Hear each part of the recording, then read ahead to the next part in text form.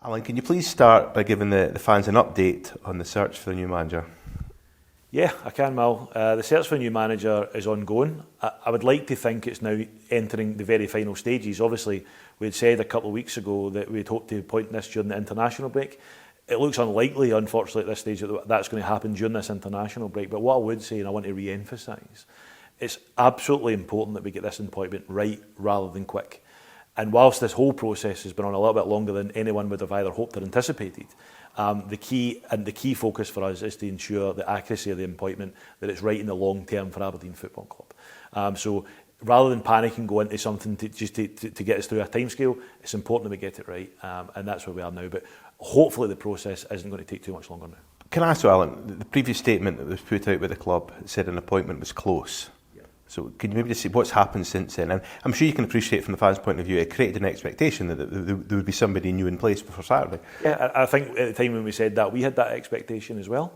But in the reality, during these parts of the process, things happen all the time that sometimes that you expect, sometimes that you don't expect, and you have to react to that. And that's what we've had to do. You know, we've had to ensure that we didn't lose focus on what was important, and what is important is getting the right person for Aberdeen. We also had to ensure that we didn't lesser ourselves. Because we were under some sort of pressure at time. But at the time we said that, and the time that we were public with that, obviously it was in the back of Neil leaving the club, and we thought at that particular time that things were ready to finalise. As these things always do, some things come along that you need to react to, and we're still there at that particular point, but we're still hopeful that the person who we've earmarked and the person who we've identified is someone who we can appoint to the Aberdeen manager role very, very soon. Okay. If you don't mind me also asking, though, quite a lot of the fans are asking me, it's 2 months since Barry left. Mm-hmm. You know, why is it taking so long? Sure. Well, you remember when Barry left, there was two things that were happening. Firstly, we had the independent audit that was going on around about our football department by our partners BPTC, and that was nearing conclusion. So we'd said at the time that it was very important for us to allow that to complete, to allow the whole process to be whole in a sense. Because who we were going to appoint and the structure that we were going to appoint into was going to play a material part in who the candidate was likely to be. The second thing that happened is obviously we appointed Neil Warnock with the expectation that that would run to the end of the season, which would then give us the time for that to complete and for us to go through the whole recruitment process, you know, a really robust process where we can get really under the bonnet of every single candidate. Clearly the situation changed, you know, after a period of time, and we've had to react to that to a certain extent. So whilst I accept that this process has been certainly longer than anyone would either hope or anticipate, I would like to reassure everybody that nothing's dropped off in terms of our absolute desire and aim to make sure we get this appointment right. And in terms of the candidates that we've been speaking to and the people who have earmarked for the role, that they actually meet the criteria, and we believe they're going to be the best appointment for Aberdeen, not the quickest appointment.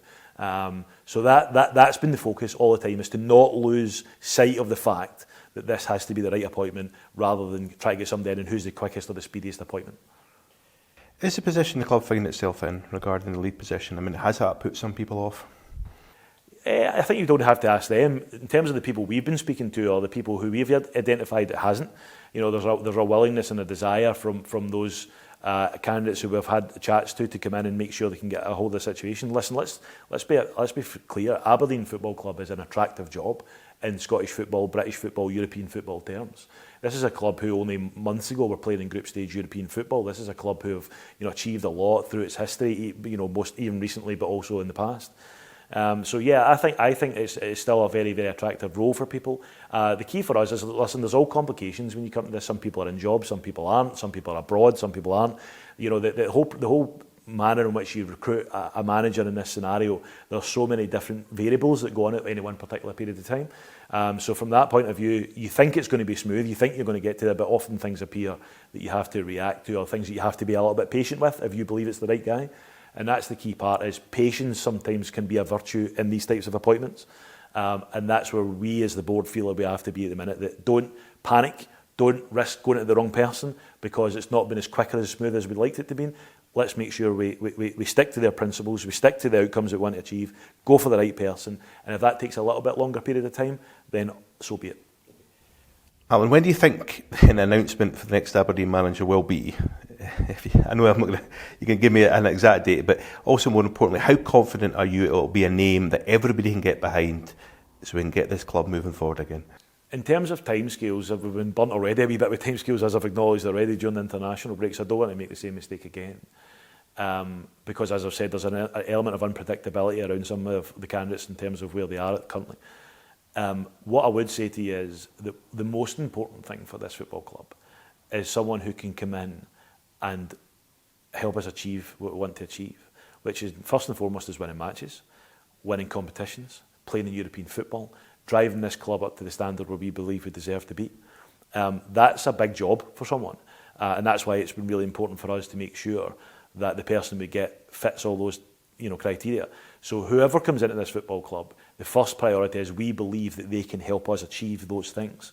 And by doing those things, that will get the supporters together. That's what will bond people. People at this football club, people who support Aberdeen Football Club have an expectation of what this football club ought to be and what it ought to achieve. We as a board share that. It's our job to try and deliver that by putting in the right person and giving them the right backing that we possibly can. And that's the key. That's the key dynamic of this appointment, is trying to get the person who can help us win football matches, win competitions, play in European football. We've got a massive game on Saturday. We've got some massive games coming up. I mean, Peter will take the team. I mean, what conversations have you had with him? I mean, is him and the players comfortable with that? Yeah, I think so. We spoke to Peter, his coaching staff, and every one of the players on Monday. We told them and gave them an expectation that in every likelihood Peter will take the game at the weekend, so against Ross County, and they've been preparing in that way. And I think, we've seen at the Motherwell game the aspects of what Peter was trying to achieve in terms of the way he wants the team to play. I think the team want to play in that way as well, and hopefully, from that point of view, there's an element of continuity of that. If you can believe that, given some of the kind of volatility we've had, but there's an element of continuity in terms of what they've been doing during the international break with Peter, and him now been able to see that game through. Even if we're in a position to confirm a manager before this weekend, given the stage of the week that we're at now, I think it's probably advantageous and beneficial that the team get Peter through that weekend, given he's been preparing the team this week, he's been shaping the team up, the team have been working to his plan. So from that point of view, we think that gives us the best chance of success this weekend, and that's why it was really important for us to tell the players and the staff at the week that where we were. And they were, we spoke to the senior players as well before we spoke to the whole team group, explained the situation to them. They were very comfortable, they were very happy with that position, they were happy with the certainty of knowing what was happening at the weekend. And we've told them what I've told you, which is, listen, we're trying to make that appointment as imminent as we possibly can, and the key driver is going to be who's the most successful candidate for Aberdeen. What message would you have directly to the fans, Alan, who are watching this, about the game on Saturday? Because, as you say, it is a massive game, isn't it? Yeah.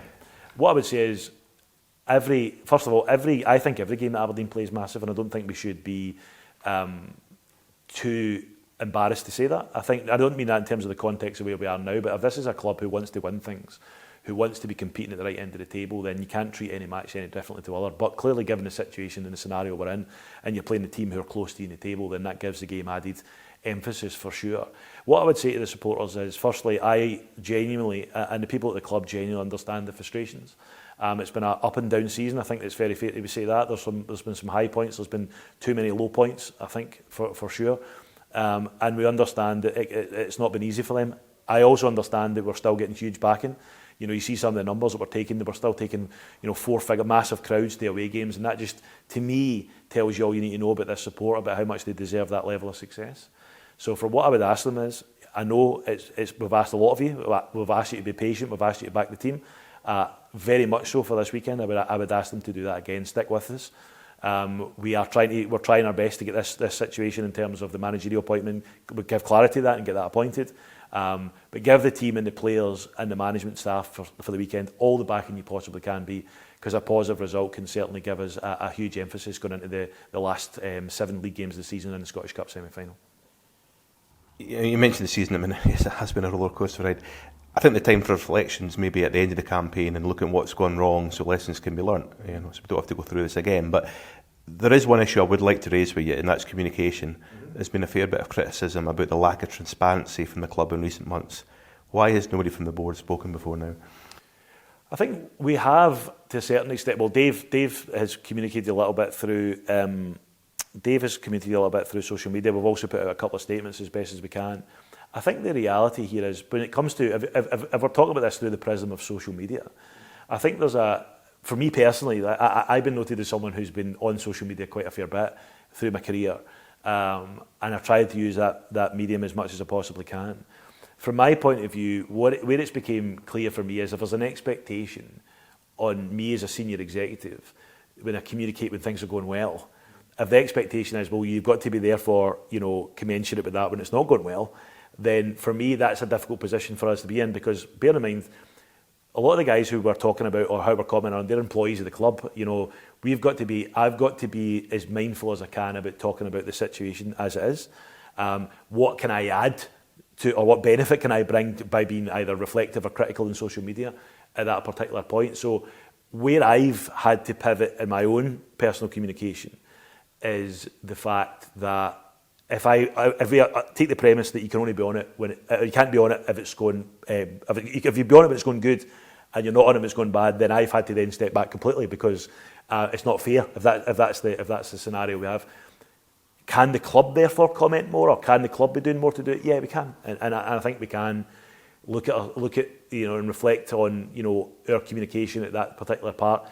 For me though, the biggest focus and emphasis is trying to make sure we get it right, and trying to make sure that we do our talking internally, trying to do our talking on the pitch as best as we possibly can. I understand that there's a frustration that comes from that, and I get it. So from my point of view, if I can't fill in that gap, or Dave can't fill in that gap, then the club need to fill in that gap, and that's something we'll certainly look to achieve going forward. There's a lot more questions. I mean, obviously the football review you mentioned, headed by Bernard Peters, there's the technical director, recruitment, and we will discuss these once we get past Saturday, because that's the main focus, isn't it? And also getting the right manager in. Yeah, no, absolutely. I mean, there's a lot going on at the club at the minute, and despite the fact that the results in the pitch have been way below our expectations, there's still a lot of good going on about the club, and sometimes it's so easy to forget that because we're Aberdeen Football Club, and ultimately we're going to be judged on the pitch, and that's where we should be judged as well. But there is a lot of good things going on as well. There's a lot of also positive moves in the future that are coming ahead, but you're right. The time for talking about them, and time for developing them further, and time for getting in under the bonnet on those things is to come. But right now, we've got big games coming up in the league that we need to win and play well in. We've got a manager to appoint who's going to give us not only an identity between now and the end of the season, give us an opportunity to go to the semi-final at Hampden, but we've also got a big summer when it comes to, again, summer recruitment and next season, to make sure that we do reflect on the things that haven't gone well this year and putting them into place. And the focus right now for everybody at the club is winning football matches and getting the manager. Okay. Alan, just to finish off, it's been a long winter, let's put it that way. Yeah. Let's hope better times ahead. But, let's finish on a positive. We've got a Scottish Cup semi-final to look forward to. Yeah. The youth team, obviously the Youth Cup final as well. So there's big games coming up for the club. Let everybody get behind, and let's do well. I hope so. Listen, I'm not trying to pull the wool over people's eyes here. I know for Aberdeen Football Club to be sitting in a position we're in, unacceptable, and I totally take on board my area of responsibility in that, the board's area of responsibility in that. We all accept that. However, we can get through it, and we can come out the other side better if we stick together when it's bad. We reflect on what we think it's went wrong to make it to be in this position, make those changes, and then move forward. And that's what I would appeal for people to be. It's difficult when it's not going well. I get that. I'm a football fan myself. I understand. I'm as passionate about this. You see me on a match day, would tell you that. I'm as passionate about this being successful as anyone. I really am. And I get the frustrations and I get the anger. But we can stick together, we can win these matches, we can have a right good go at the semi-final. There's no reason why, if we on our day, we can't go there and go to Hampden Park and win that match and get to the Scottish Cup final. There's no reason why we can't have a positive end to the season, and there's certainly no reason why we can't reflect on this season, reflect on the areas that have not went well, and try and put them right for next season.